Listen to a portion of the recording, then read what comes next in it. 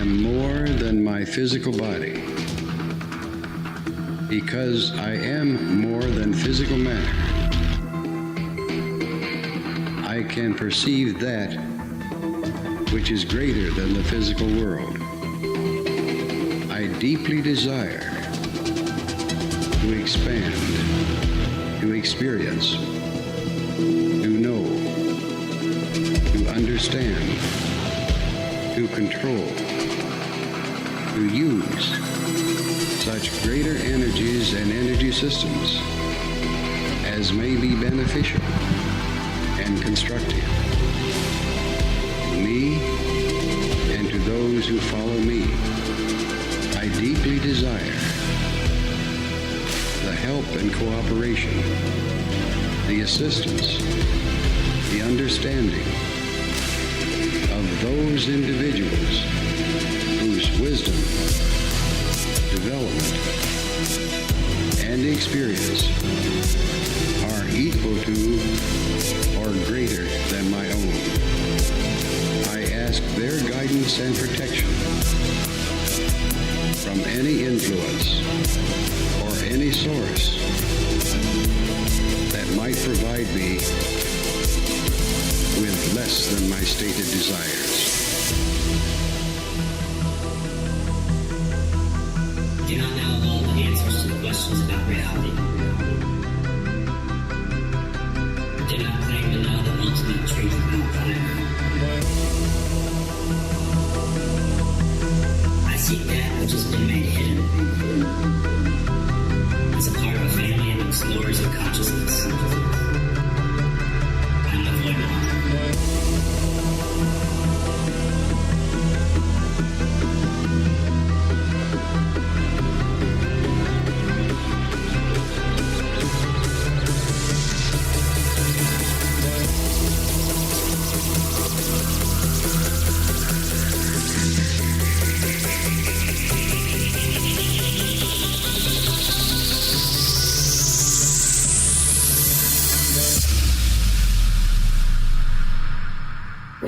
Welcome to Lighting the Void. All broadcasting live from a shack on a hill in the Mossy Creek bottoms of Cane Creek, Arkansas. This is Lighting the Void live on YouTube and Fringe FM and Live 365 and TuneIn and the Paranormal Radio app and TalkStream Live. What's up, everybody? We got the family rolling in the chat, plus some lurkers hanging out there. What's up, everybody at the Fringe FM? Want to give some quick shout outs to real fast. So we got Bobby Shepherd. Thanks for the sub. Let's see. Get the 666 booster. Now that is one heck of a name, sir. And let's see. Mary Thomason, who got a Voidwalker hoodie from the shop. Make sure you send your pictures in. Those are brand new designed hoodies that will be dropping in your old mailbox. All right. What's up, Bryce, Jane, Dutchie, MJ, Ava, Ari the cat, Trey, Jen, Grant gets out, My Endless Road, and all the lurkers out there. Yeah, for sure. So we gonna stay on this word salad. What's happening? We're gonna stay on this OBE stuff, man. And yeah, I've got Mark coming to talk. Not tonight, but he's coming to talk about his experiences. Keep in mind. So what I forgot to tell you about this guy that's coming on. What's up, Jay? What I forgot to tell you about this guy is that he also had a heart attack and lived through it too. So I think he's just one of those lucky people, you know, like some people go through some crap in their life, man, and they just make it through it, you know, where others may not be so lucky. But this last time when he got shot 8 times, which is crazy to me still to even say it, had 3 or 4 out-of-body experiences that changed his life. Now, I see some people have done some research on the author that we were talking about last week. So Dan Beard has gotten into doing some research about all of the different scientists and stuff that we've looked up. There's some people that have some pretty damn weird backgrounds here. Like the way they died is weird. I really kind of want to do a show on the research too, because honestly, I don't really get into conspiracy that much. But when I look at what Dan's pulling up here, because he's pulling up some research about a lot of these OBE, I guess, researchers, experimenters, some of the things that happen to them are freaking strange, man. What's up, Jane? My Endless Road says, to be fair, I'm typically a lurker, only because I'm baking while I'm listening or watching. Fair enough. It's all right to be a lurker. I lurk on some YouTube channels too. I never say a thing. Don't know why. I mean, some I watch pretty regularly, and I don't say jack. But the call-in number tonight is 501-777-5631. And if you would like to support or join up or anything like that, all of that is down in the links. Matt commented too on the last video, says, showing support, hang in there, man. Keep them coming. Let's go. All right. Well, thank you, Matt. Appreciate it, brother.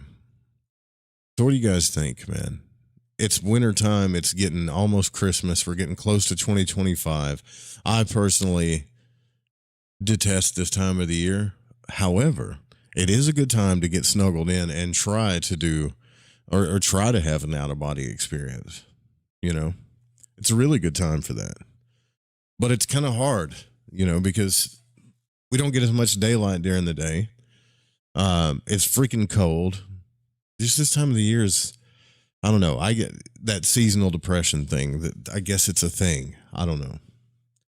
But I think we're pretty okay today. Other than like, you know, other than that dude getting assassinated by what seems to be like a dark web assassin, which is still, everybody's still talking about it. Like, that's the only thing that's kind of wigged me out in the news. I've still been thinking about that because that guy did it perfectly. I haven't checked to see if they caught him yet. I don't know if they caught him, but that guy, he looked like he came straight out of a movie when he did it. It was like a kid on a bike. So, back into the OBE stuff. None of us have to worry about that. We're not, at least I don't think, head CEOs or anybody of importance that we have to worry about getting shot in the back of the head with a silenced weapon. I don't think.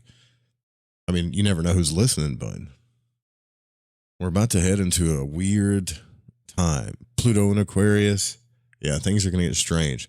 And who's the guy that, y'all are going to laugh at me, but the guy that says that we're going to have alien contact within the next 5 years? That guy that channels all the time. You know, and he has people stand up in front of the microphone and ask him questions and stuff like that. And his name, what's up, Ryan Crozier? I don't always partake, but when I do, I always hit like and send a few. Hey, Jen, are you slinging drinks? Anyways, that Bashar guy. Then I don't know, man. I don't want to get into that. I'll offend some people, but I think that guy's full of shit. Now, this is just my opinion, okay? I could be totally wrong. I've told people, I've pointed my finger at people before and said, I think you're full of shit. And they have come on this broadcast and proved me wrong. Time and time again. Not too many times. I'm not wrong that much, but I have been wrong before. And if this guy's channeling as much info as he says he's channeling, then he might as well be God in the flesh. Because I listened to some videos of him, like for the past, while I've been painting the house, listening to the videos, and he's channeling this stuff. But if you think about it, right, I want you to just think about this, okay? It doesn't mean it's not real. It just might not be what we think it is, you know?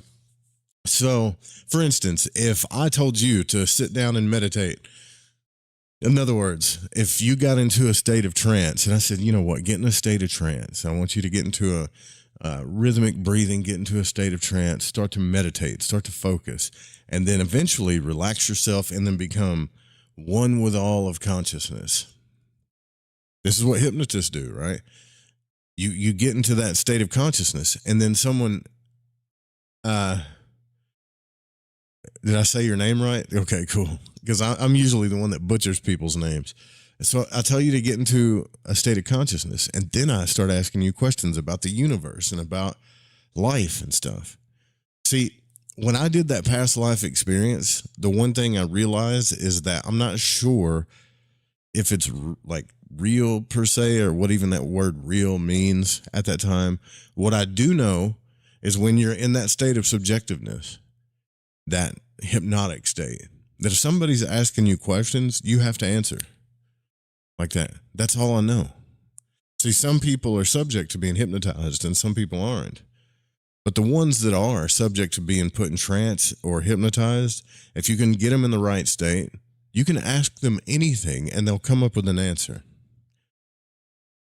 But does that mean that the answer is wrong, right, made up, not real, what's real? We can get into the whole Carl Jung thing. No, it doesn't mean that. It just, what I'm trying to say is there's a couple of things going on there. There's some state of trance that he gets into. And then there's like this whole power of belief thing. And if you believe something enough, it does become real in your reality. So it could be in the base of objective reality to the collective, 100% bullshit. It could be 100% crap. But in his reality, it could be 100% real. So I hope I'm not confusing you. So therefore, if he taps into the collective conscious and then he starts to channel things, and someone asks him a question about when at the next time the aliens are going to come in or whatever, he could just fire off an answer because he's in that state of trance. He could be delusional. He could be so delusional that he believes his own lies. But at the same time, he could be tapping into something that's true too. It's really, it's a strange place to get into with consciousness and stuff, right? Got into the Seth material. It's wild and sort of spot on. Yeah, see, I don't know. I just don't know, man. How do I put it? Dude, I've been around some really charismatic bullshitters before. People that believe their own stuff to the core, and that have presented to audiences, and you know, it's a deep subject we'll have to get into one day, man. For sure. What's up, Domek? Sorry about the bunny, man. We got the most adorable bunny, dude. That thing needs some prayers and some help. So sorry, brother. So we're in this through Scott Rogo, who, from my understanding, is no longer with us, according to Dan, right? Where he's talking about projection through breathing, yoga, and mantra. So this phenomenon, hate freaking that word, from astral projection is known in just about every culture in the world. We all know about it. It's been in every religious text, right? It seems to be a common experience. Many cultures revere the OBE as holy, numinous, and transcendental. They think it's a religious experience. Most people do. The shamans and the holy men of primitive societies that prove their powers by exercising this ability, which ranks with levitation and fire immunity, as evidence of their great powers. Can I ask you guys a question about the fire walking thing? Is that really? Because to me, like, I could walk on coals right now, probably. And I don't know if it's just because I got, rough bottoms on my feet from playing sports. But I feel like if someone put coals on the ground, depending on how long it was, I could just walk right across it. Doesn't really prove anything, does it? Fire resistance. What does that mean? The shamans and holy men of primitive societies prove their powers by exercising this ability, which ranks with levitation and fire immunity. I don't believe the levitation thing, man. I think you could probably feel like you're levitating. Okay. If anybody's ever witnessed someone levitate, please call the show. Please. I want to hear about it. Because I watched a whole special on these yogis that talked about how they could levitate, and all they were doing was, you've probably seen it. It's like a documentary or something. All they were doing was getting in the lotus position and then hopping. They would hop on their knees, and it looked like they would just float a little bit. But they weren't levitating. They were just jumping with their legs or something. Anyways, claims of levitation. That's anything's possible, but I need to see that stuff. You're not going to, and if you're going to get mad at me, because this is what I can't stand, people going, oh, you don't believe in Bigfoot, or you don't believe in levitation, or you don't believe in dog men, and then they just get hoof, hoof, they get mad and they run off, right? And it's like, wait, like, is this an emotional thing for you? Or are you really a truth seeker? Because I have the right not to believe in something like that. I mean, it would be reasonable for me to not believe it until I experience it. So don't get all up in your feelings about it. But anyways, fire immunity, I could see, but I think we could all walk across coals. So it's perhaps for this reason that the spiritual disciplines of many religions lay forth methods for developing out-of-body talents. When you get to that level, when you're getting out of body, then you're doing something. In my opinion, you're doing something. So these methods vary and are structured according to belief systems of each worldview. And many of these techniques have been lost to us for centuries. Ancient Greeks seeking the path of enlightenment traveled to the temples of Eleusis, where they were spiritually reborn after participating in several days of sacred rites. And there's some indication that part of these rites consisted of undergoing an OBE. But if so, the actual techniques used for this ritual induction have been lost to posterity. Fascinating mystery schools. You should study it if you haven't. The Eleusinian mysteries. So although the priests of Eleusis guarded their secrets pretty good, vast oral traditions about leaving the body have come down to us from India and Tibet. Not only does yoga prescribe systems for leaving the body, but Tibetan Buddhism, which was greatly influenced by the occult tradition of Indian cosmology, contains elaborate doctrines about astral projection, the astral body, and its feats that it can perform. Some of these doctrines are similar to traditional Taoist teachings and even to Kabbalism, the secret mystical teaching of Judaism. But if you've read any Manly P. Hall or studied any Manly P. Hall or took a class in world religion, you know that religion has evolved, but they all got something from a previous one, right? So the Christians got theirs from the Jews. The Jews got theirs from the Brahmins, right? Or, yeah, I think that's right, in the Brahmins. And then it just keeps going back further and further. All of the doctrines are different. The God names are different. Caste systems are different, but the fundamentals of what they're teaching are usually the same thing. It's just a name change most of the time. But it does, like, Hinduism is the oldest religion that we know on the planet. It's the oldest one. And so the practice of traditional yoga is so ancient that no one knows when it even first started or how it evolved. It may have well been practiced in India as long as 3000 BC, and yoga is not really one religious system. It's a series of interconnected disciplines, all of which lead the practitioner to supposedly mystic union with God. So the practice of yoga today consists chiefly of detailed instructions and exercises for breathing, body control, meditation, and devotion. These procedures were first systemized by Patanjali, an Indian scholar and practitioner of the art, in his famous Yoga Sutras, which date back to the 2nd and 3rd centuries BC. And Patanjali did not invent these practices, but he codified them for the spiritual practices of this day. There really does not appear to be anything too esoteric about the teachings of yoga, though. The Yoga Sutras themselves are fairly straightforward, and they talk very little on psychic phenomena or the ability to produce wonders or anything like that. And later yogic teachings, however, do emphasize this aspect of the discipline, an aspect no doubt contained in a vast secret in oral tradition that Patanjali shied from commenting on. It's the same thing. The Jews, they really don't even talk about Kabbalah till you get to a certain age, or they're not supposed to.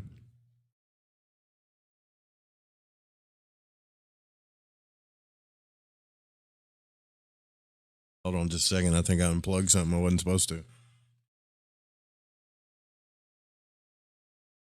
There we go. So the out-of-body experience is described in the Hatha Yoga Pradipika. I probably say this stuff wrong. And that surfaced during the 12th century. Alain Danilou, one of France's greatest experts on Indian religion and lore, quoted over a half dozen additional Hindu texts on the astral body in his yoga, the method of reintegration. Astral projection is specifically listed as one of the 30 subsidiary attainments achievable through yoga. So it's one of 30. The more occult side of yoga also teaches specific exercises for projecting the subtle body. Now, as noted, there are various systems of yoga, including the yoga of mastering control of the body, which is Hatha Yoga, or the yoga of awakening dormant energies in the body, Kundalini Yoga, or the yoga of sound and chanting, which is Mantra Yoga, or the yoga of devotional acts, which is Bhakti Yoga, and the yoga of good deeds, which is Karma Yoga, and yogas of mind stealing and meditation, which is Gnana and Raja Yoga. The most important of these, for the OBE purposes, are the ones that relate to the control of the superphysical energies within the body. So, a lot of times when you get into the bigger secrets of, like the mysteries, whether it's alchemy or the occult or things of that nature, 90% of the time, I would say 95% of the time, it goes back to these Eastern methods, alchemy included, even the energetic alchemy in the body, right? Where the body's a laboratory, the fires of the body are your sexual energy and the food you eat, all of this stuff, the male and female energies coming together, the Kundalini stuff, that stuff has been taught since the beginning of the time when it comes to the mystery schools. It's just talked about in different senses of the word, right? So we as Westerners discovered that there's different stages to this alchemical process too that happen throughout all of nature, not just in the human body. Same thing with out-of-body experiences. It's never been an occult thing or some kind of mystery that only one religion or one people teach. It's been going on since the beginning of time. And according to Manly P. Hall and some other scholars, that we were actually, I don't know if I believe this, but it's been written about quite a few times, that we were actually astral or etheric beings before we were physical beings. So, I don't know. He says through evolution that we develop skin and physical bodies and things like that. It's pretty weird to think about, but maybe. Ava says, I did yoga for years. My life was never better. I believe it. So, this Kundalini energy that lies at the base of the spine, when awakened, travels up the body by coiling up the spine. It awakens several, quote, psychic centers or chakras as it rises towards the head. And each chakra is linked to specific psychic gifts, which develop spontaneously as the center is stimulated. It's not clear whether these centers are merely figurative focal points of the body or are actual objective centers of psychic power. And I'm with Scott on this, because the more you read about it, it's like, well, what are they actually? Energy centers? We can't see them, so how do you know they're energy? And they're very vague when they describe the energy centers, right? Many authorities hold different opinions on this, but most agree that the awakening of these centers is the key to the acquisition of supernormal power, which includes everything from levitation, astral projection, or even the control of other people's actions, to creating matter through the power of thought. Man, that sounds too X-manish to me. OBE, check. I got you. Levitation, I don't know. Controlling other people's actions or matter, or creating matter just through thinking about it. That's a bit advanced. There seems little doubt that the deeper traditions of yoga deliberately map out methods of attaining psychic powers, and specific exercises for mastering some of these are outlined in the teachings pretty openly. Now, Westerners point out that true yoga actually warns the student against focusing on the development of psychic gifts, considering them distractions on the path to spiritual enlightenment. That's what the Westerners think. However, the issue isn't just that simple. The great Yoga Sutras of Patanjali do warn that certain psychic abilities may be detrimental to the spiritual quest, but this warning does not pertain to such phenomena as levitation, astral projection, and so on, which are continuously promised to the student as just rewards for your commitment. Later, though, yogic writings such as the Hatha Yoga, Pradipika, I always say that shit wrong, virtually promise the development of psychic gifts or siddhis as a result of diligent study and practice. Some of the older Upanishads of Hinduism also warn that the student about psychic abilities, but while advising against openly displaying them, nothing detrimental is said about developing them. Well, when would it ever be a good thing to learn how to control people? Never. Control in any sense of the word, if you're trying to control people in any sense of the word, is dark, if you ask me. I don't give a damn. Even if you think it's for their own good, I don't give a damn. That's dark. You take someone's free will and freedom away or try to control them in any kind of way, it's dark.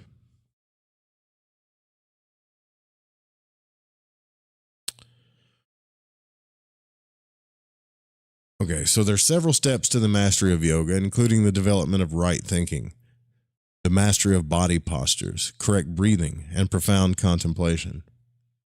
Psychic phenomena and their development are especially related to the art of correct breathing, or pranayama, which is linked to the raising of the kundalini. Hindu philosophy teaches that the universe is pervaded by a subtle energy called prana, and to proceed on the spiritual path, one must be able to manipulate this energy and imbue the body with it. A whole system of yoga has been built on various techniques for correct breathing, each prescribed as a specific way of manipulating prana. So, the author, Carrington, an authority on yoga as well as on psychic phenomena, once wrote that breathing is, quote, the most important keystone of the whole yoga system. And since breathing ignites the kundalini, breathing becomes the single most important route to ecstasy, including the power to leave the body at will. Not just leave the body, but do it at will. Mantra yoga, however, is related to the idea that there are rhythms to the universe into which one must enter to achieve transcendence. Mantra yoga teaches that certain sounds have special powers when chanted over and over. And although some writers on yoga argue that the traditional mantras are only focusing aids, the true traditions teach that the very sounds of the words or phrases themselves can materially influence the world. You guys remember when we read that book on Gnosticism, which was Samael Aun's version of Gnosticism, where he would do these techniques, these breathing techniques, and then he would do these certain mantras or vibrations that would send, and he didn't just believe it, man. He taught it. Like, okay, well, if you want to go to Mars or you want to go to Aries or you want to have an out-of-body experience, you know, you got to go back and listen to it. It's crazy. There's 26 methods of astral projection according to that sect of Gnosticism, and it all has to do with breathing, vibratory sounds, yoga, stuff like that. The paranormal traditions of yoga were especially cultivated in Tibet. The primitive ways of the Himalayan people were largely animistic and obsessively concerned with the supernatural. Even today, the supernatural plays a large role in their worldview and rituals. And when yoga and later Buddhist philosophy were introduced, Tibet developed its own homegrown religion, which incorporated Buddhist cosmology, yogic practices, and primitive superstition. Tantric Buddhism resulted, which teaches highly elaborate and ritualistic doctrines and practices about psychic phenomena. The holy writings of Tibet, Baka Higur, is that the Baka Higur? I'm probably saying that wrong. And the Bastanigur are loaded with references to astral projection, and specific methods for achieving the ability are included within their yogic traditions. Very similar beliefs and doctrines have arisen quite independently in other cultures. Taoism, one of the indigenous religions of China, teaches not only about the traditional kundalini of yoga, but also important methods of breathing. Kabbalism, the Kabbalah, or the mystical system of meditation developed within the Hebrew tradition, also stresses the dynamic role of the breath and meditation. It even teaches a symbolic cosmology similar to the chakra system and has its own version of traditional mantra yoga. It definitely does. And I can talk a little bit about this because I know a little bit about this, right? So in Kabbalah, the idea is to do path workings, right? So that you can rise in the tree or work your way consciously through all of the different energy centers in the tree and experience all of them. But they take the word, Yod He Vav He, and they vibrate those names and God names in different ways to get different energies, right? So, or different experiences. The Hermetic Kabbalists or the magicians took it and did a whole different thing, though. The angelic God names, all those God names in Hebrew that we just say, oh, that's, Yod He Vav He Elohim, right? Like that's not just a name. That's actually like a mantra or a vibration that you say. Anyways, so yeah, it even teaches a symbolic cosmology similar to the chakra system, and it's got its own version of mantras. Reciting the names of the Hebrew characters or certain transmutations of the letters that form God's sacred name are employed. The great Kabbalists also taught secret breathing techniques. Doctrines about the soul's ability to leave the body appear in the Zohar, an important Kabbalistic text that surfaced in Spain and in the Middle Ages. And if you think that Christianity is exempt from all this, it is not. Several of the great Catholic mystics achieved ecstasy through meditation accompanied by rhythmic breathing and the continual repetition of certain prayers. Roman Catholic traditions mention bilocation, and you can look this up. There's books that talk about this. I mean, you'd have to do some real occult research. Maybe we can get into it on the show one day. A lot of these priests ended up practicing magic, and then, they would get in trouble by the church and they'd come back too. But yeah, there's other books that are considered not occult that are Catholic or texts that priests wrote that have really crazy stuff in them. We'll get into that one day. But some of them mention bilocation, or the phenomenon of appearing in two places at the same time, and many of the great mystics and saints of the church were and are adept at it.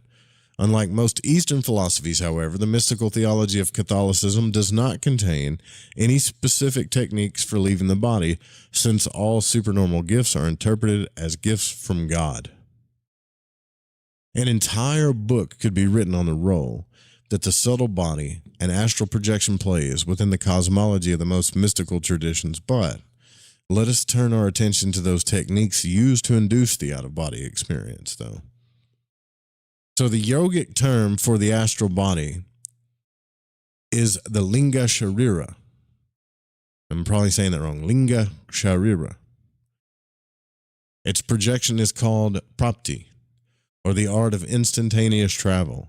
And one method for inducing the out-of-body experience is through breathing. At least two specific exercises exist for leaving the body, but the student should familiarize him or herself with the basics of correct breathing techniques before trying to go on to these more advanced ones. Most of us Westerners simply do not breathe correctly. Correct breathing stems from the diaphragm, not from the chest. I've heard different from different people. I really have. This is what pisses me off, because you got one guru saying, well, correct breathing, you breathe through your chest, and another one says, no, you do it through the diaphragm. Because if you do it through the diaphragm and it sits on the organs the wrong way, and you're supposed to breathe in your chest, and it's just, you pick one.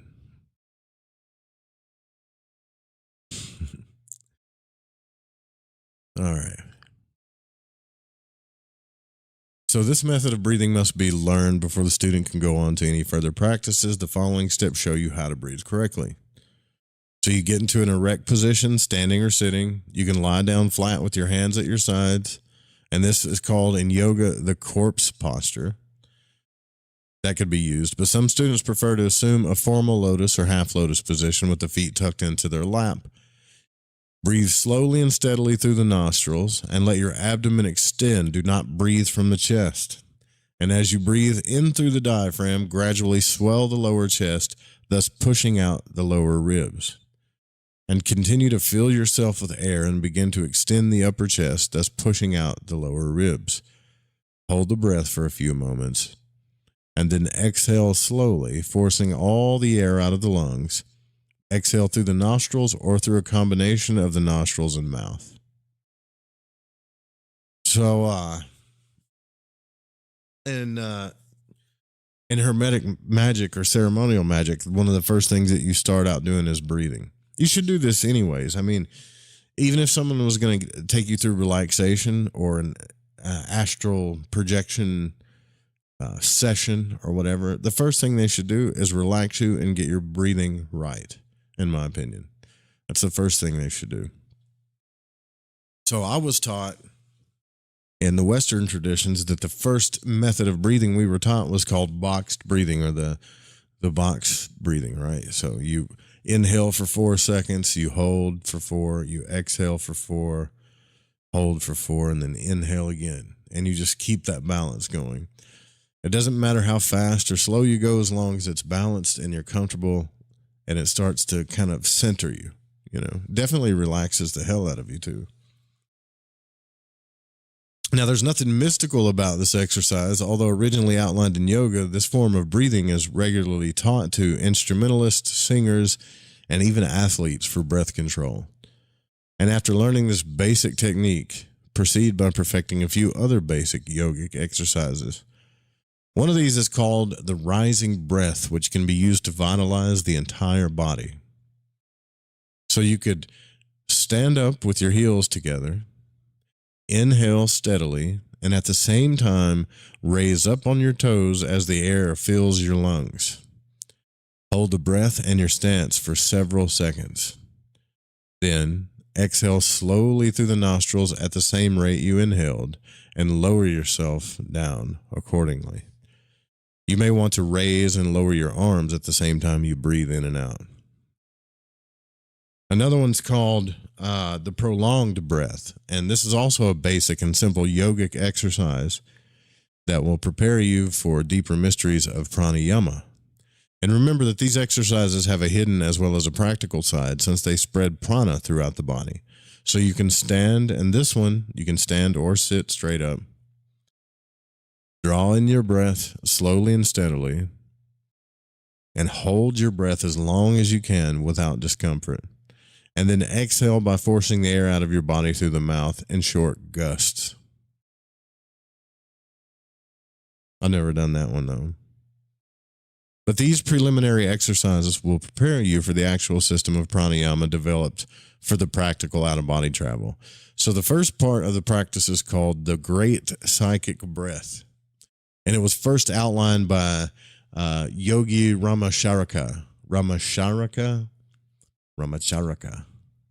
It almost looks like Ramachakra, which is the pen name of an Englishman who studied yoga and became a keen student of it around the turn of the century. And his writings, which appeared as a series of short handbooks, are excellent guides to the study of yoga. The idea behind the great psychic breath is to prepare the system for the development of psychic abilities by initially stimulating the chakra system. As Ramacharaka explains in his Hindu yogi science of breath, this is 11 steps. Can I copy and paste this in the chat so people can see it? That's a lot of steps, man.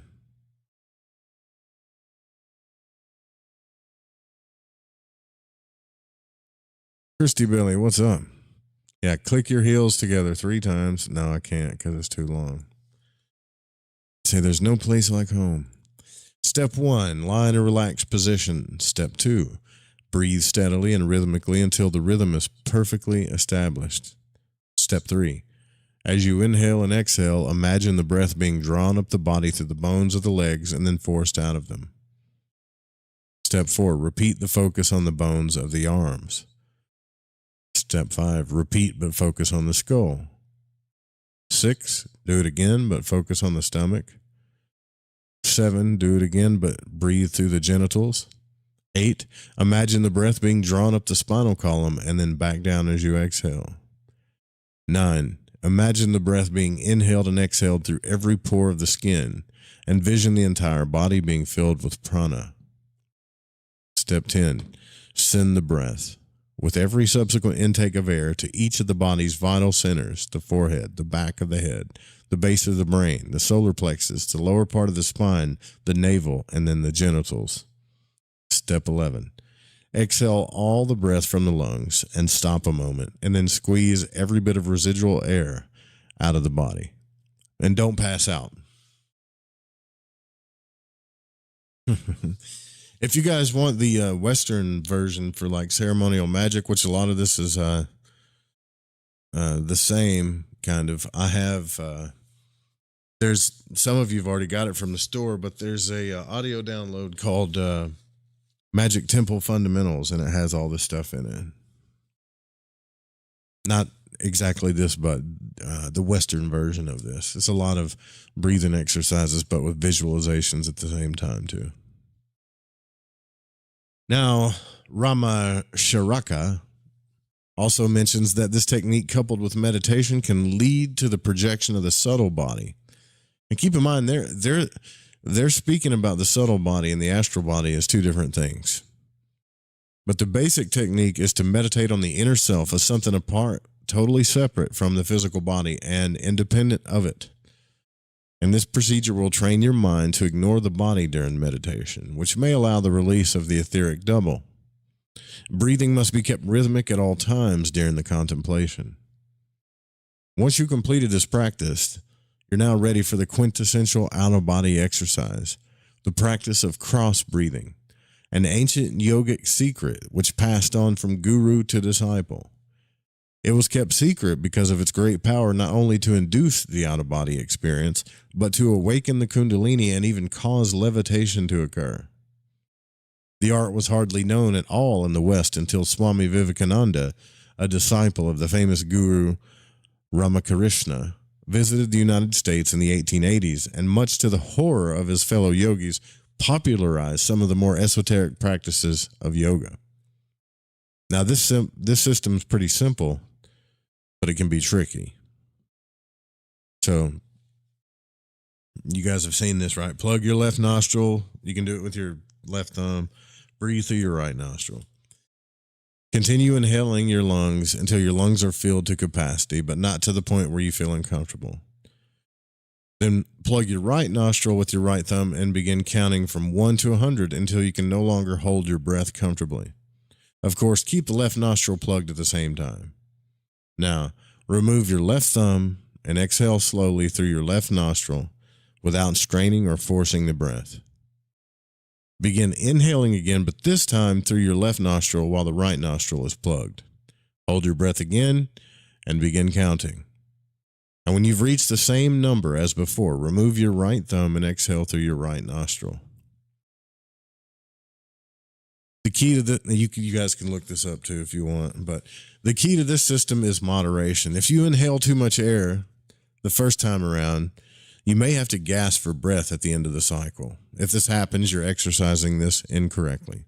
Never hold your breath longer on subsequent cycles than you did during your first. This can upset the carbon dioxide level in your blood, and the object of the exercise is to hold the breath longer and longer, but this must be done slowly and gradually and over an extended period of time. Another special relationship must also exist between the time you take to inhale, hold, and exhale the breath. There should be a very strict ratio between the phases. So you can begin by using 12 seconds for inhaling, 48 seconds for holding the breath, and 24 seconds for exhaling. Your goal is to increase the ratio to 16, 64, and 32, and then finally to 20, 80, and 40. However, some scholars prescribe different time factors, although they all prescribe the 1-4-2 ratio. Remember that. Inhale, hold, exhale. Inhale 1, hold 4, exhale 2. However many seconds that equals, do the math. So one well-known text published at the turn of the century suggests beginning with 4, 16, and 8, and then increasing to 8, 32, and 16, and then finally finishing with 16, 64, 32. Now, each ratio system corresponds to a different level of pranayama, with the development of psychic abilities related to the third phase of the exercise. So for maximum effect, most ancient scriptures recommend 20 cycles of cross-breathing for each session. And just how often you should perform the exercise is not stipulated, but 4 times a day would not be unreasonable. Now, that would be unreasonable to me to do that, because look, when you do this balanced breathing stuff, you should just start out with like box breathing, because if you jump into this like advanced method of pranayama, you're gonna get dizzy. It's hard until you find your rhythm. Once you find your rhythm, then you can just slowly build up on that. But if you don't even have the fundamentals of, like inhale, hold, exhale, and do it all, let's just say 4, 4, 4, and 4, like 4, 4, and 4, or whatever. If you can't do that, then how the hell are you going to do, 2, 8, what was it, 2, 6, 2, or 2, I forget. Let me look at the ratios again. I know what it is, though. I don't want to say it wrong because I'm doing 1, 4, 2. Basically, that's what it is. So, which means you could inhale for 4 seconds, hold for 16, exhale for 8. But you have to slowly increase that too over time. It's kind of like if you think about like Wim Hof. Have you ever done Wim Hof? And Wim Hof is a whole different kind of breathing where it's like you're really challenging the system when you're doing this inhale and exhale, this breathing thing. And to me, it's just a lot like, hyperventilate until you pass out or you start to see shit. But it does fill the body with oxygen. This, however, is supposed to, according to the yogis or whatever, it's supposed to balance you in a certain way, mess with certain energy centers in your body that cause you to have extrasensory things like OBEs and stuff like that.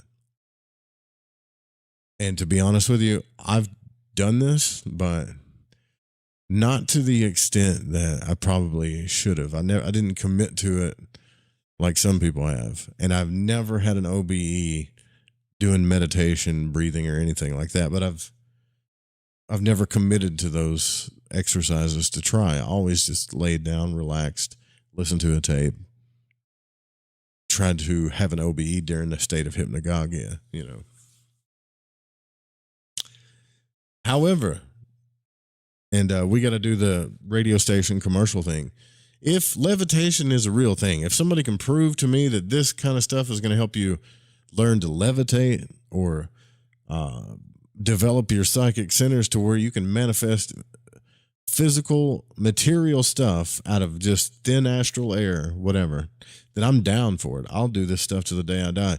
But someone's going to have to prove it to me. I'm not just going to start doing breathing exercises because some ancient scripture said it works and it's going to cause me to levitate. And I don't think any of us should. I mean, you could try it and practice it, but don't start taking it into your core as a doctrine until you understand it and experience it, until you both have an understanding and wisdom of it. Only then will you know the truth of it. You got to have both. Otherwise, it's just another speech or a presentation, which we are living in a world right now that's full of good speeches and presentations. Good, content. Yeah. We'll be right back. We'll get deeper into this book. Scott Rogo. Stay with us.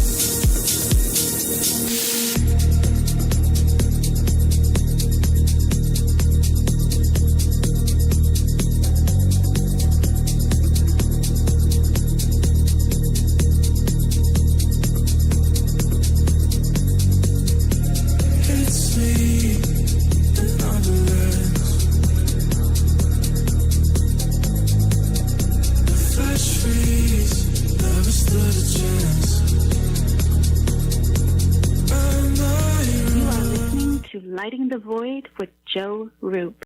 So, you love talk radio? Then you'll love TalkStreamLive.com. TalkStream Live is always on, 24/7 with the best streaming talk shows. Find your favorite talkers and discover some new ones. It's free, readily available online or on mobile with any smartphone or tablet. Finding your favorite talk shows all in one place has gotten a whole lot easier. Just go to TalkStreamLive.com. Be sure to download the free apps from Google Play or the iTunes App Store. Have you ever wondered, what do the stars say for me? Or, will the next month or the next year be more favorable? How about, are our two signs compatible? Each month, at the new moon, you can ask these questions live with me, your astrologer psychic, Mary DeCina, along with host of Lighting the Void, Joe Roop. Join us at the new moon for Cosmic Conditions. We look forward to working with your energy. Every new moon at 7 p.m. Pacific, 10 p.m. Eastern, right here on Fringe FM. Olivia from Washington. Laid off and trying to keep our little kids from realizing that mommy and daddy haven't eaten in a while. Roger from California. I'm grateful we could afford our son's surgery. I'm nervous that now we can't really afford food. Daniel from California. Choosing whether to pay the rent or pay to fix the car to get to work doesn't leave us with much at all. Now we can't even pay for meals. Donna from Louisiana. The storm just hit, and we went from donating to the food bank to needing it. Keisha from South Carolina. I've been skipping meals so my two kids can eat, but filling up on water doesn't really work. Hunger is a story we can end. End it at feedingamerica.org. Brought to you by Feeding America and the Ad Council. Hey, Dad, how do airplanes fly? What's in this box? Is this tree good for climbing? How are babies made? What does this thing do? Kids are curious about everything, including guns. Talking to them about gun safety in your home is a good first step, but you can do more. Always keep your guns locked, unloaded, and stored separately from ammunition. Safe gun storage saves lives. Learn how to make your home safer at endfamilyfire.org. That's endfamilyfire.org. Brought to you by End Family This is Fire. No Way Jose, a Northern California Piscean stuck in the Arizona desert. I'm a void walker, and I got the shoes to prove it. So what do I do when my soul yearns to delve deep into the realm of the unknown? I aim my satellite straight into the night sky and catch a smooth ride on the KTLK-DB radio waves. I tune into Lighting the Void with Joe Roop on the Fringe FM. Joe, Lighting the Void is the best show on the planet. This is Barney. your friend from Facebook. Thank you and all the crew for all you do. Namaste, my friend. This is Macon from the foothills of North Carolina, and I am a void walker. G'day, void walkers. This is Lily from down under Australia. The world may be small, the enigma is greater. So let your curiosity take you for a journey with Joe Root. Hey, this is Fee, coming in from Central Maryland, and I am a void walker. This is Kevin Doherty, a beginner void walker. I'm from Vancouver, BC. I know a little about a lot, and as Leonard Skinner said, I'll guess the rest. I learned a lot from Mr. Root and the show, and heard it from the beginning. I knew right then he was going to be a new Art Bell. Thanks for all your shows, and keep it up. Hey, this is Derek from Mass, aka the Night Stalker, and I'm a void walker. This is Mark from Chicago, and I walk the void to ascertain what is consciousness. My name is Jared Johnson, and I'm from Humboldt County, California. I do not know all the answers to the questions about reality. I do not claim to know the ultimate truth about life. I seek that which has been made hidden as a part of a family of explorers of consciousness. I'm a void walker. Thanks, Joe Root. Are you intrigued by Paranormal Talk Radio? You'll love the new Paranormal Radio app from TalkStream Live. You'll find a great selection of talk shows covering UFOs, ghosts, strange phenomena, and much more. Download the Paranormal Radio app now and start listening to the very best in paranormal talk entertainment, including the network you're listening to right now. The Paranormal Radio app, free in Google Play and the iOS App Store. From the Kingdom of Arkansas, you are listening to Joe Root and Lighting the Void, here on the Fringe FM.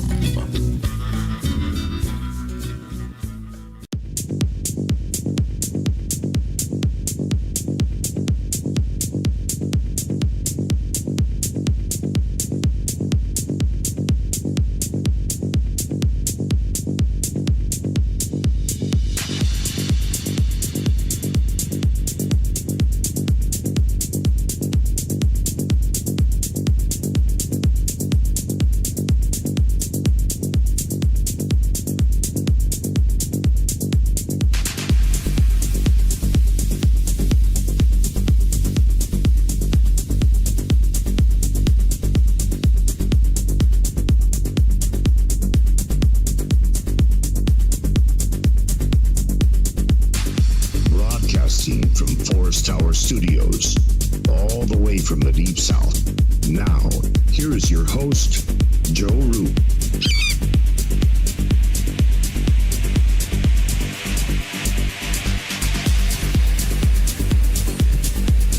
All right, welcome back to Lighting the Void here live on Fringe.fm. I just pulled a tarot card and I got 5 of Wands. Are you guys in this 5 of Wands energy? Let me explain to you. We have to keep explaining what this show is about for some reason.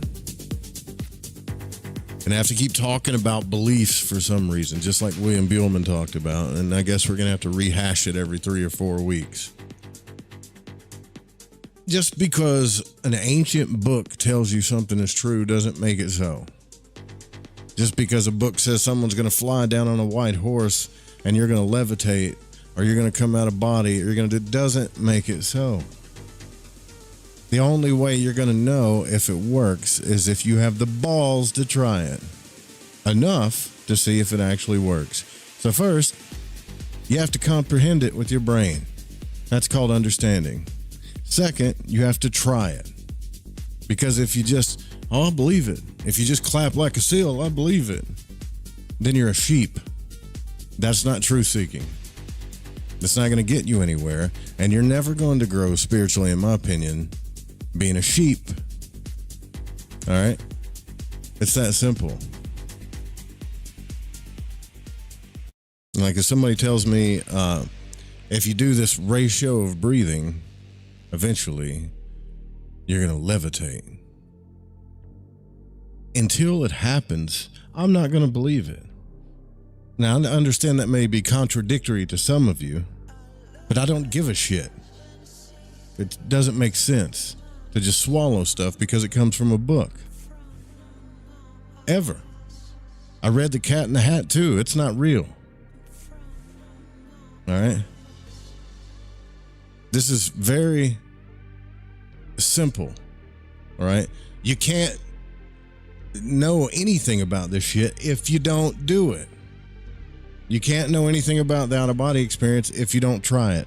Or if you just half-ass attempt it a couple times, go, well, that don't work.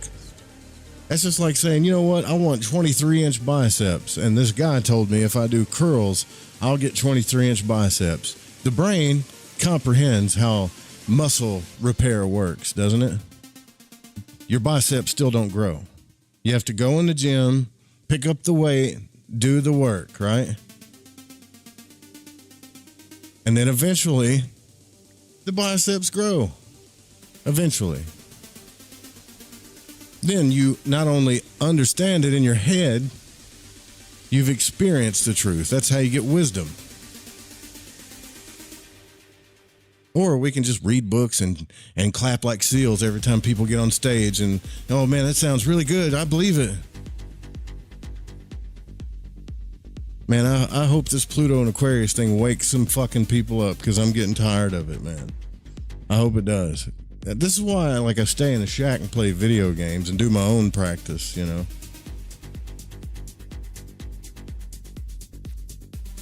And Ryan says, I tried it for 3 years, never reached it consciously until I left the country. But you have wisdom and experience with your experience, right? It's the same thing with, like what William Buellman talks about. Do you think that he would have... Now, I don't know that he's telling the truth until I experience it. I don't know, right? But he pretty much states that he wouldn't have experienced 90% of the stuff he experienced if he just swallowed what everybody was telling him. But he did see other consensus realities, places in the astral realm that consisted of people's beliefs. That's how powerful our beliefs are. So powerful. And so sometimes so misleading, but so powerful that after we die, we go to these places or consensus realities that we believe because we created them. Now, if you really want to know the truth of ultimate reality, and that's real what he's talking about, wouldn't you tell yourself, maybe I need to be careful with what I'm swallowing?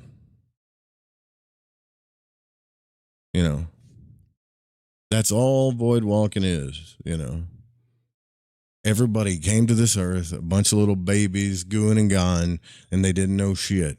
They read books and they listened to other people that were babies that were gooing and gone that didn't know shit either. And most people that die don't get to come back and tell us what's up. So I find it amazing how much, you know, stuff people know. And yet we're all in the same boat. It's like I'm getting messages about that those Wes Penry books. Thanks, man. Thanks for reading these books. You know, like it's such a good present. It makes so much sense. It's probably horseshit.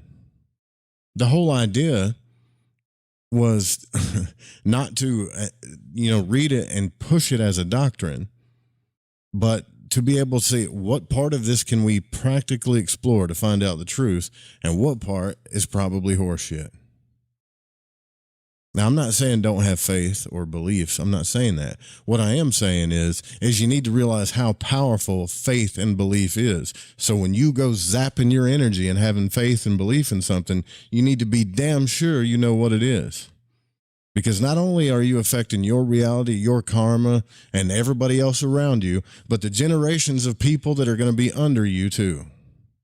And if you don't give a shit, and all you care about is your emotions, your pleasure, and your world, then by all means, do it.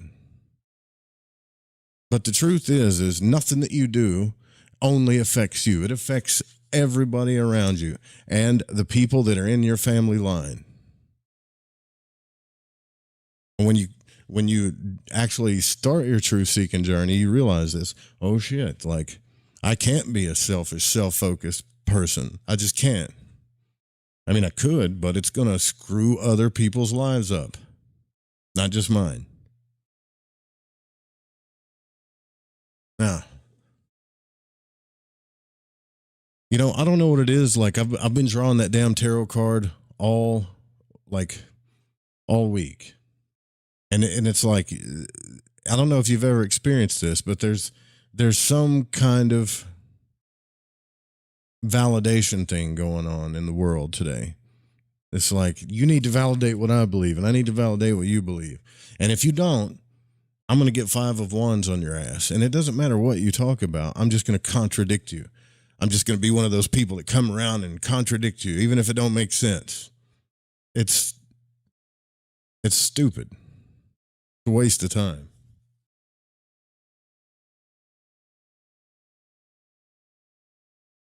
Oh, let's see.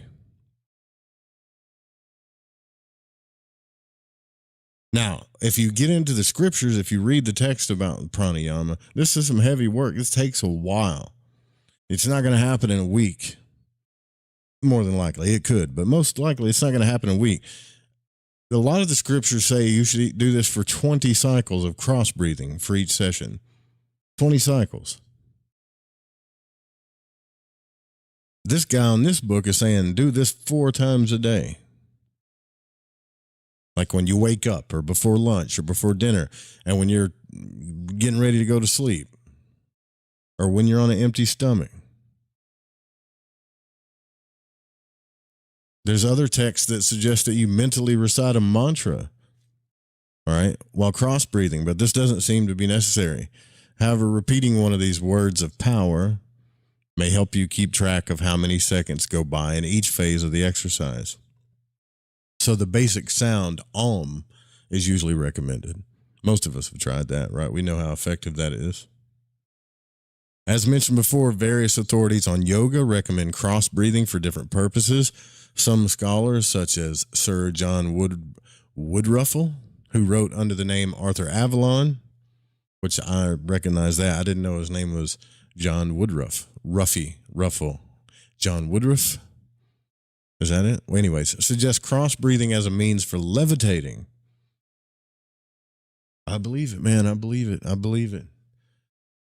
It sounds so real. I believe in levitation, man. I believe it. Really? Have you levitated? Have you witnessed someone levitate? No, man, but I believe it. I believe it. Are you willing to do this stuff to see if it's real? No, man, but I believe it. Don't you think that's a problem? I mean, that's politics. That's not spirituality. Woodruff was an Englishman who wrote some of the first scholarly treatises on Eastern religion just after the turn of the century. Even today, practitioners of transcendental meditation teach the exercise to advanced students seeking to develop the siddhi. Despite their claims, however, there is no evidence that any practitioner of transcendental meditation has actually levitated as a result of it. None. Swami Vivekananda, on the other hand, recommended cross-breathing for awakening the Kundalini, and he makes only one revision to the exercise. The student is instructed to send the breath current down to the base of the spine mentally while holding it. Yet other practicing yogis suggest the use of this technique as means for projecting the etheric body. And perhaps cross-breathing leads to all of these great gifts. Whatever the case, yogic scripture also tells the student how to know when he or she is on the right track. The body will begin to perspire, according to them. It will feel light as though ready to float away, and the student may hear curious internal sounds such as musical tones, chimes, flutterings, and other seed sounds. When the ability to leave the body is being enhanced, you'll hear these things. Now, these sounds are purportedly produced by the nadis, or energy carriers in the body as they begin to activate. It's not clear whether cross-breathing is supposed to actually induce the out-of-body experience on the spot, or even help the student prepare him or herself for that spontaneous projection, but there's a ton of suggestions in the literature that cross-breathing is a method for the deliberate and applied projection of the subtle body.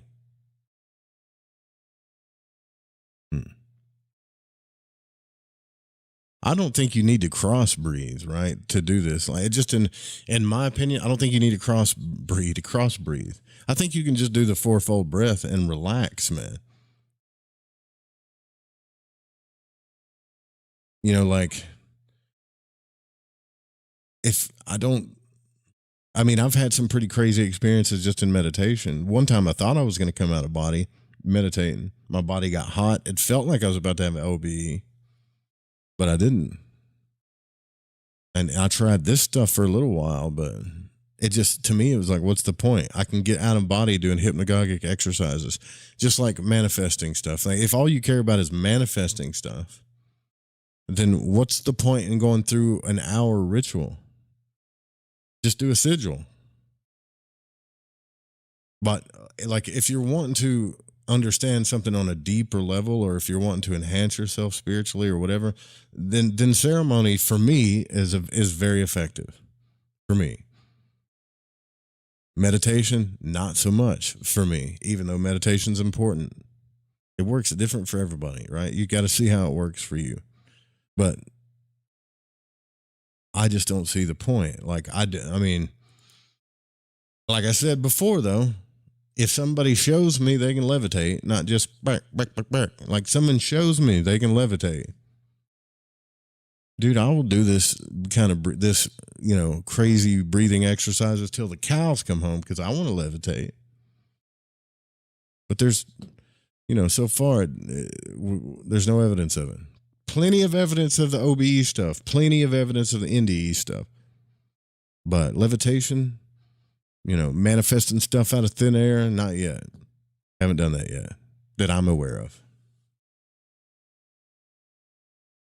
Now, there was another system for leaving the body, which was developed in Tibet sometime later. And Rogo says that this technique is highly systemized and so elaborate that it would take an entire chapter just to outline it. It includes 4 prayers to be apparently recited as one conducts a few preliminary visualization exercises focusing on various Tibetan deities. This is to be followed by about 15 or 20 further visualization exercises, which sometimes require the student to hold more than one image in the mind at the same time. Certain mantras are to be chanted at various points in these visualizations, and there are also different visualizations prescribed for different feats that the yogi wishes to accomplish through the OBE. And this is only the written part of the formula.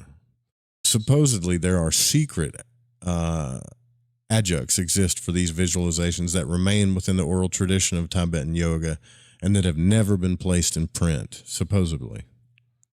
For those readers who wish to attempt astral projection through this method, it's outlined on page 261 to 273 of the standard Oxford University Press edition of W.Y. Evan Wentz's authoritative Tibetan Yoga and the Secret Doctrines.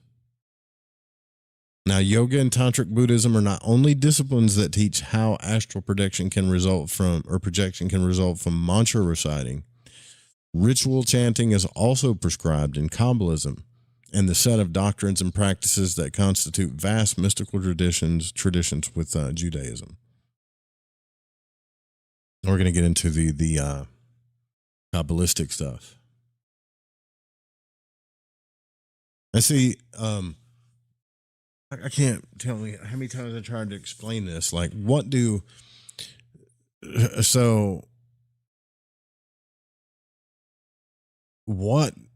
these energies represent? Because if you start chanting God names and stuff, most people are going to freak out on you because they're going to think you're worshiping these gods, and you might be. But if you look at this stuff carefully, and the Kabbalah and the tree shows this, I think, in my opinion, better than any other system.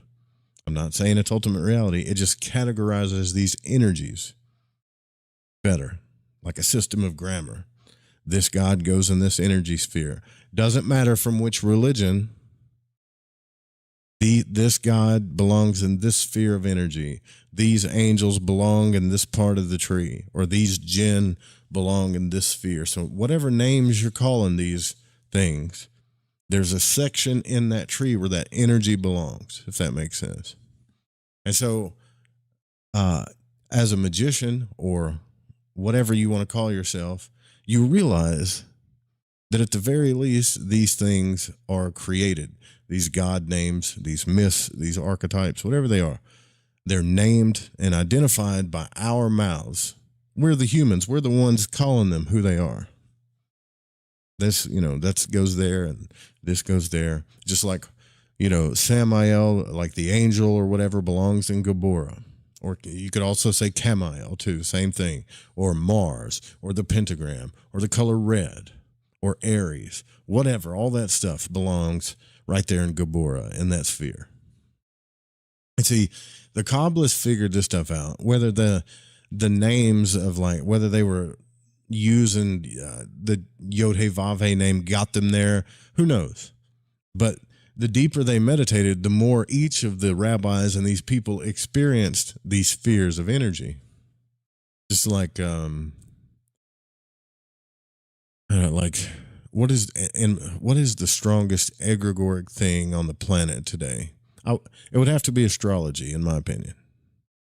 So we've been talking about, mankind has been talking about, let's say, the constellation of Aries since the beginning of time.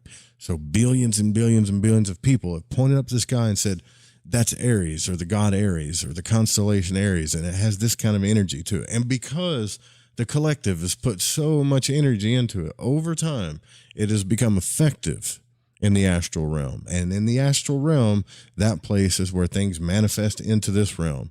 And so I'm saying all of that to say this, at the very least, because we've believed something, it's become real. Very real, at the very least. Doesn't make it ultimate reality. Who the hell knows? Who the hell knows? We don't know. We haven't explored consciousness enough to even get close to knowing these things. We've got certain leaders that have done it, certain institutions that are trying. But beliefs are like swords, man. They can either get us somewhere or they get in the damn way, But at least for the most part, we're not killing each other over it like we used to. They still do over in certain countries, but not like we used to kill each other over this shit. All right, so originally in oral tradition, the written records of the Kabbalah culminated in the Middle Ages. So the Zohar and all this stuff didn't come from, I don't care who's presenting it on Gaia or whatever, okay? The Zohar did not come from ancient Egypt or before then or whatever. It was channeled and written in the Middle Ages.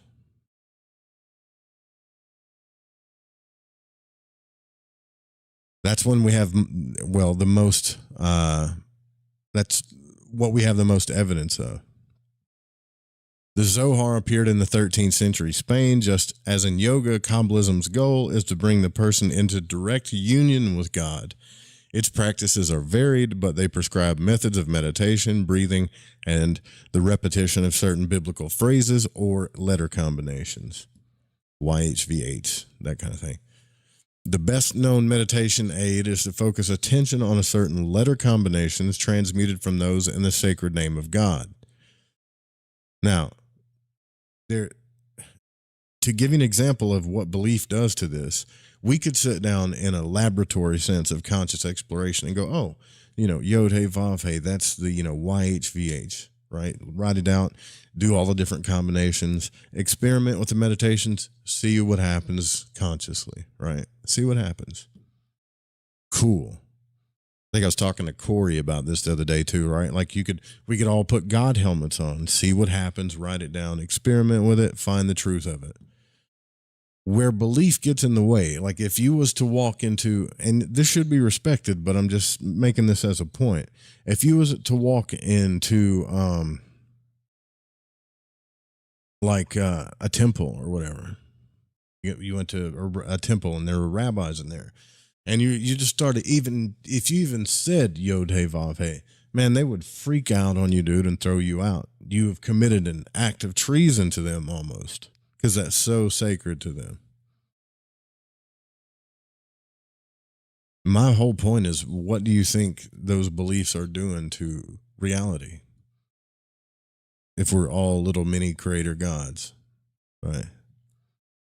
So, just as in yoga, Kabbalism's goal is to bring the person into contact and direct contact and union with God, its practices are varied, but they prescribe all these different types of meditation. But the best known meditation aid is to focus attention on the letter combinations, chanting key biblical phrases so that one sees beyond their meaning in another old Kabbalistic method.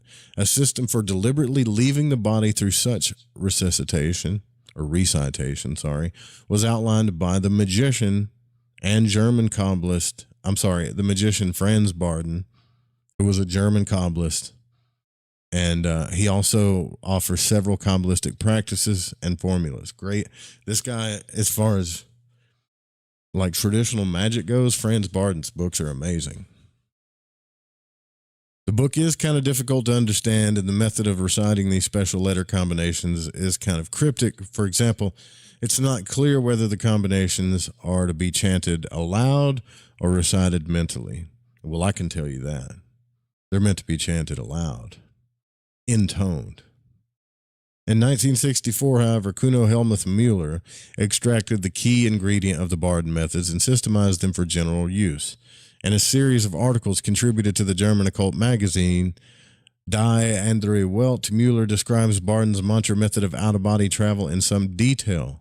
The practice allegedly culminates in the projection of the etheric body, the apparitional and semi-physical replica of the physical body. Yeah, that's what we're trying to get to first. The etheric double, right? The ghost. That's the one you have to experience first, to be conscious in that body, because that is the one that's the game changer. That's the one that's going to change paradigms. Nothing, absolutely nothing dreamlike about it. Nothing. In fact, everything that your awareness at this moment right now is what it feels like. It's just a slightly different, because you're not actually in your physical body. The practice begins with the recitation of 4 letter combinations, and each combination should be chanted 7 times for one complete rhythm. And after several recitations of the complete rhythm, one proceeds to the next, and each rhythm should be chanted for about 10 to 15 minutes. Therefore, it will take at least 40 minutes for each session. A sitting position should be adopted for the exercise, similar to one you might use for meditation, and these letter combinations should be recited daily for 2 or 3 months before the rest of the letter combinations are added.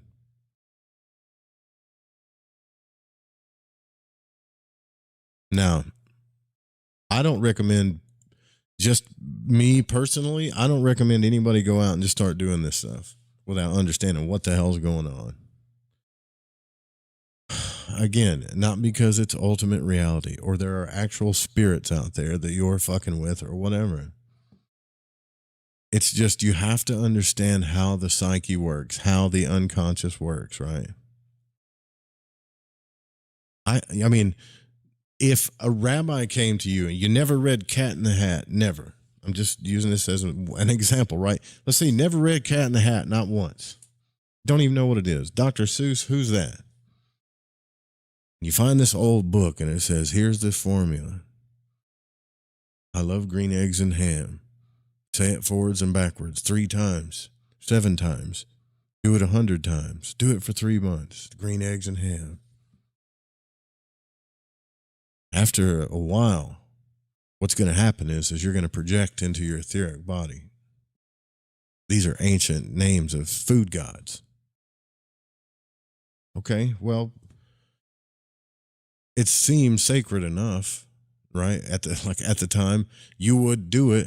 Your unconscious, it would seep into your unconscious as a belief. And if anything you practice, you're going to get good at. The body's going to adapt. That placebo trigger that's inside of you is going to adapt. It's going to start believing in this paradigm. All right, so what I'm saying is I still don't think we know how powerfully we are consciously. Like, we can create astral realities, we can create gods, we can create all kinds of things, you know. And then those things in turn manifest here on the earth.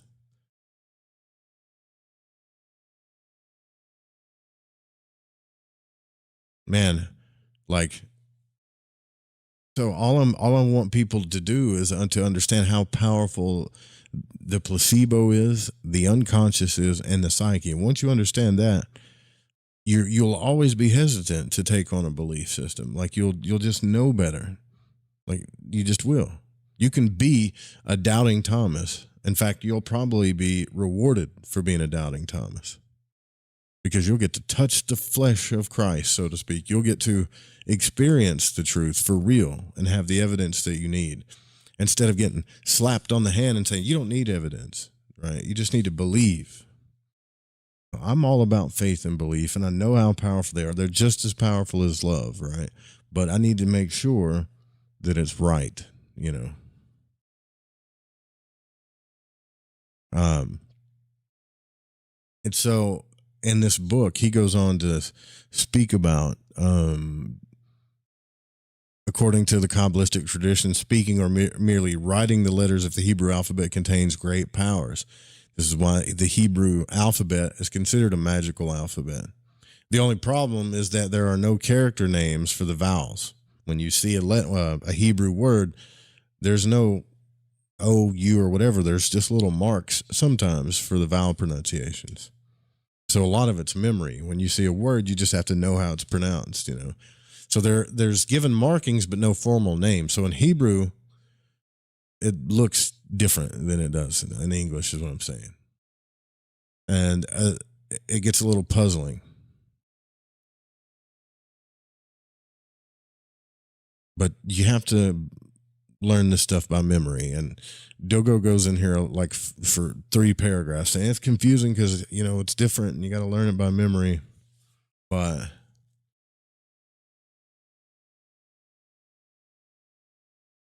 it's effective. I don't know why. Okay. But it's extremely effective and powerful. When I started practicing this stuff, I got a book. It was Paul Foster Case's book. So he gets you this book that you want to learn how to draw the letters, like in calligraphy style. So it was a book that had all the little, I guess it was chart paper that showed you how to draw the letters. But even if they aren't magical letters, if you spend 2-3 years or whatever, like learning Hebrew, learning to get your calligraphy pen out, learning how to write the letters perfectly, learning how to vibrate them perfectly, like, it becomes a part of your aura. It becomes a part of you. Therefore, it's magical. I'm not saying it's not real or fake or whatever. I'm just saying there is something about how deeply we can program ourselves. All right. Now, there's another problem that Dogo says about the system is it demands it makes it on memory. Exactly. That's what I just said. It might therefore be wise to write out the letter combinations, preferably in Hebrew, on a poster before reciting them. I used index cards, and such a procedure would certainly not be alien to Kabbalism, since this tradition directly teaches one to meditate on the letters of the Hebrew alphabet. Even the act of writing them out is prescribed Kabbalistic practice, and any basic Hebrew primer will give you the corresponding characters related to, I guess he's got some letter combinations here, Dalef, Kaf, and the rest of the alphabet, as well as the signs for the vowels. I don't know why he's talking about, I think he's confused here, Dalef Kaf. But Walter K. Paul, whose experiments with this system are discussed later, has also noted that this formula may be mentally recited as well as verbalized with effect. So perhaps it may be best merely to contemplate the letter combinations rather than recite them orally. Now, all we do know is that the secret breathing exercises were combined with visualization exercises, such as imagining the breath saturating the brain to produce mystical union with God. And in all likelihood, these practices were similar to the cross breathing or the great psychic breath of traditional yoga. So the use of some sort of rhythmic breathing exercise might be combined with the mantra for best results. Now, this is just the part in the book where he's talking about spiritual practices, though. But here's the thing about spiritual practices. They rest or fall on their practical application, which means you have to do more than just read about them. Right? If they work, you should record it. Like, you should try this stuff to see if it works. In my opinion, if you're not willing to void walk or try something to see if it works, you have no basis in speaking of any truth about it. None. Just like you hear people talking about psychedelics are bad, and have you tried them? Have you done them? Have you experienced them? Then all you're doing is casting a judgment based on a bias. You don't know the truth of it. You're just mad because you, like, psychedelics scare you, and other people are willing to try it, and they're not like you. They're not scared of it like you, so therefore it doesn't validate you. So you want to go on a big rant about why people who do psychedelics are not spiritual and they're whatever. Yet you've never tried them. So nothing coming out of your mouth could be backed up by truth.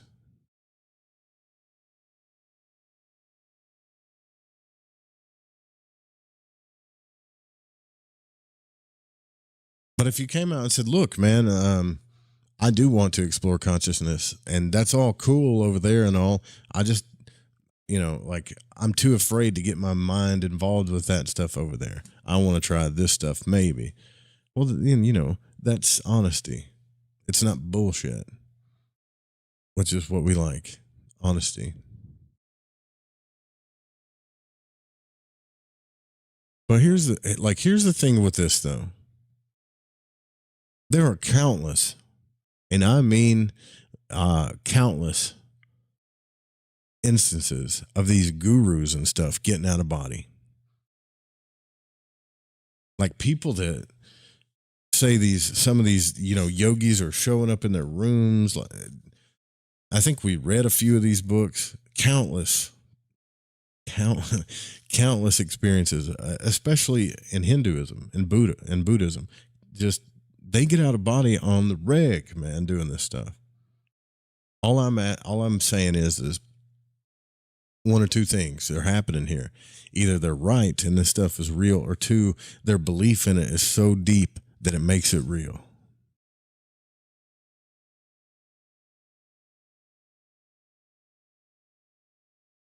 Like, when I had the etheric projection, my obsession and belief in it was so deep that my life became a ceremony or ritual about the OBE itself. So my will and all of my energy was focused on that. So it was going to happen regardless of what method I used. It didn't really matter. It was going to happen because I believed in it down into my core. I'm fascinated by people that have OBEs, like the books that we read, like Monroe and other books where they just have random OBEs and then they think something's wrong with them.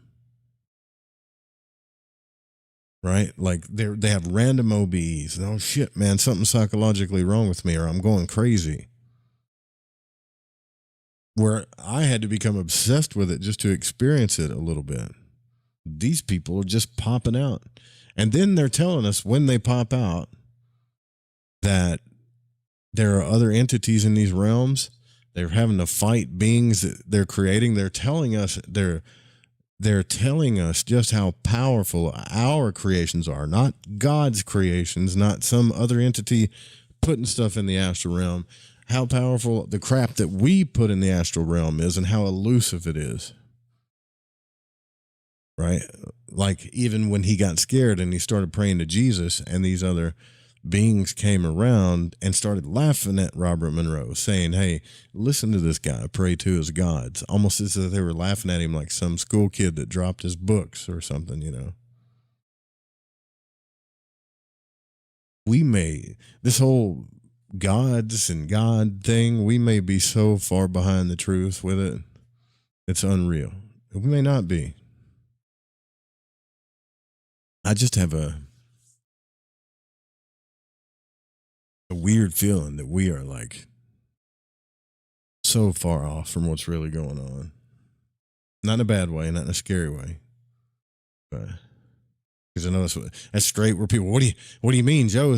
Do you mean this is some type of alien experiment, or we just die and that's it? No. I'm just saying I got a weird intuitive feeling that the spiritual stuff is like training a baby to walk. Okay, there's these gods and angels and these colors and spheres and okay, you know. But we can't even comprehend the technology of consciousness, right? And we're going to get there.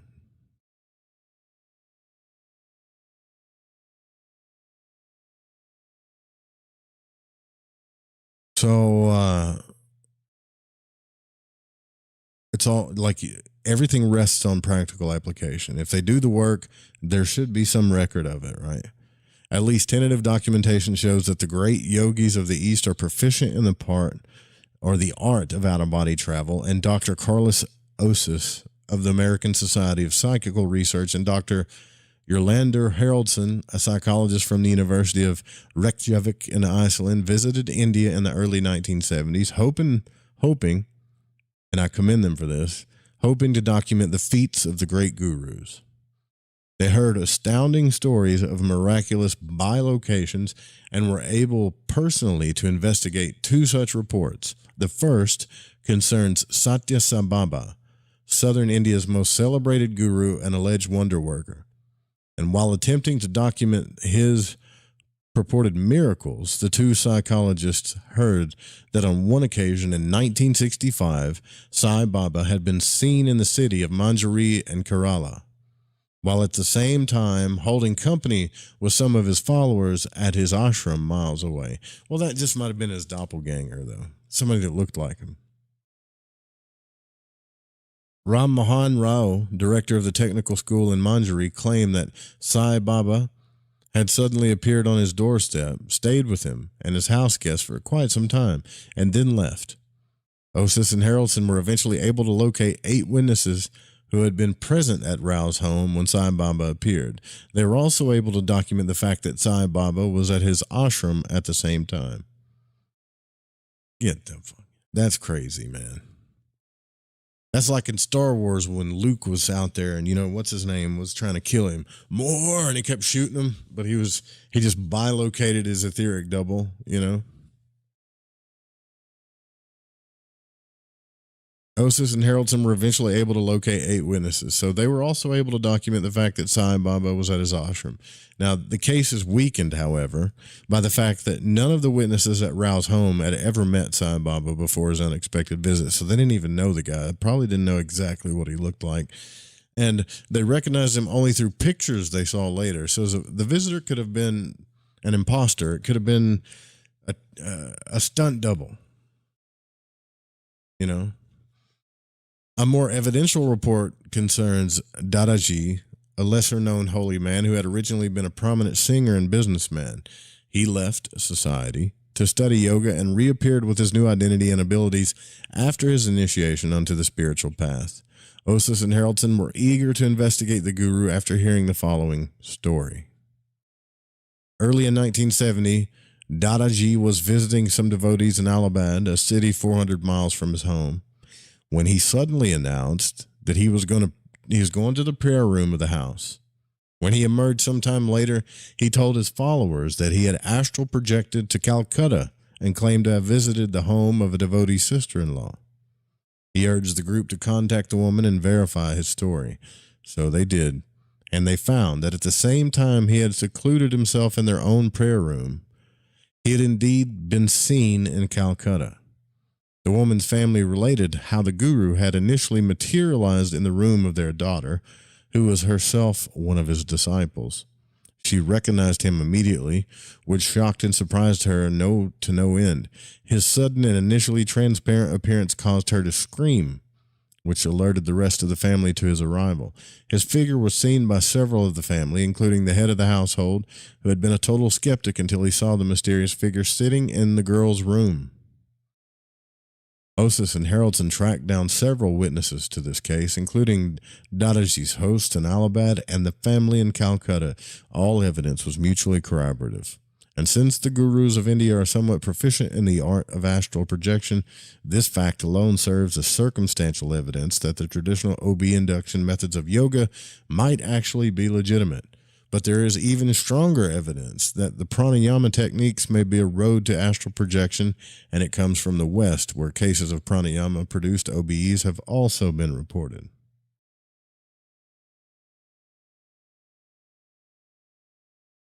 So, here's the rub, though, right? Like, are we to believe this just because some people said, yeah, like it might have happened. Same thing, though. If you've read Robert Monroe's books, it's the same thing. There were people that reported seeing him in other cities when he wasn't there, but he wasn't trying to do it. The 4-minute mile, yeah.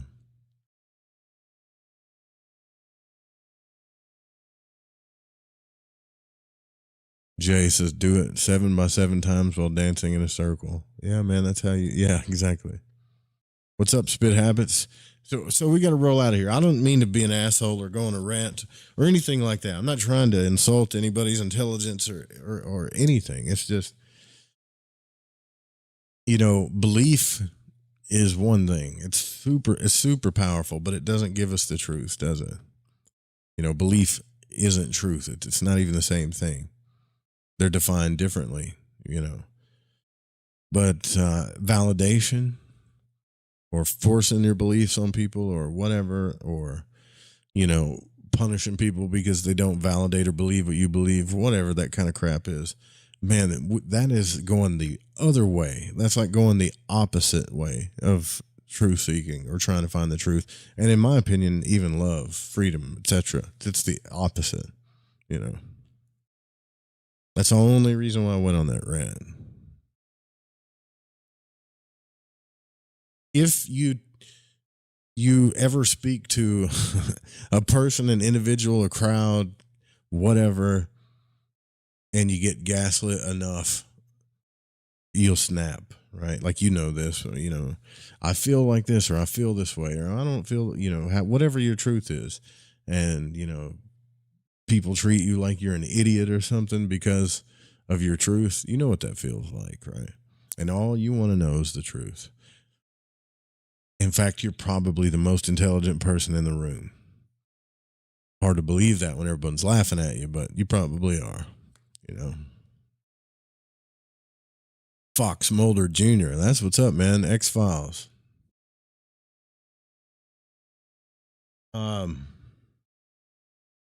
Yeah, so let me see. Did we get any new subs or support today?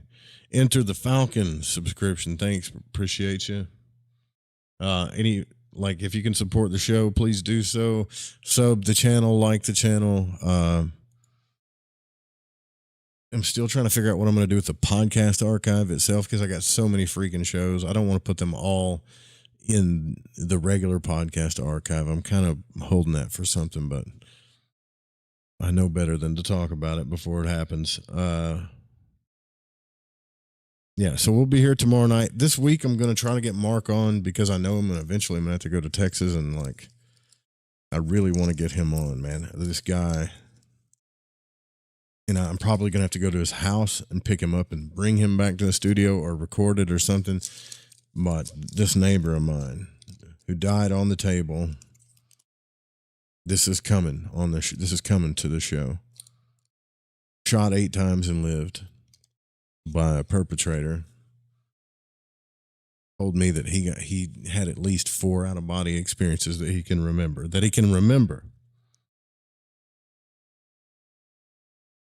And I know it happened to him because when I saw him, he couldn't wait to tell me, man, it's real. It's real.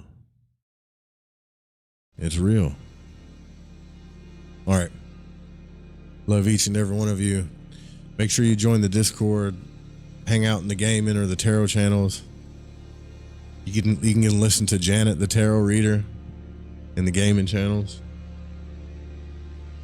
We have a little tarot table that while we're streaming, playing video games, we have a tarot table that we, if I hit a button, it just starts throwing out tarot cards. It's pretty fun. Night, y'all. See you tomorrow night.